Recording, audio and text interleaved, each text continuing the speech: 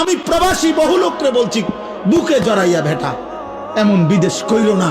16 বছর তুমি বেটা কষ্ট করে বিদেশ করো, তোমার একটা একটা ঘাম, একটা একটা টাকার মধ্যে, রিয়ালের মধ্যে বেটা তার ঘামে ভিজা, তার কষ্টে ভিজা, তার কলিজাটা পানি করে ফেলছে।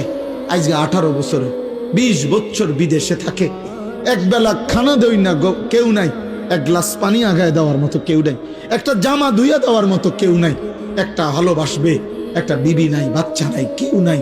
বেচারা অসহায়ের মতো 12 ঘন্টা ডিউটি করে আইসা ফইরা থাকে রুমের মধ্যে, মন চাইলে দুগা খায়, মন চাইলে শুইয়া থাকে ক্লান্তিতে।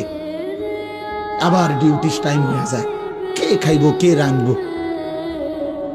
এত কিছুর বিনিময়ে তোমার স্ত্রী দেশে বাজারে বাজারে ঘুরে গেরাম চুক্তি বেড়াইতে লগে কথা কয়, তোমার ছেলে নামাজ পড়ে না, তোমার মেয়ে অসৎ চরিত্রবান, চরিত্রহীন কোন লম্পটের সাথে হারাম প্রেম করছে, আর তুমি বিদেশ করতে আসো।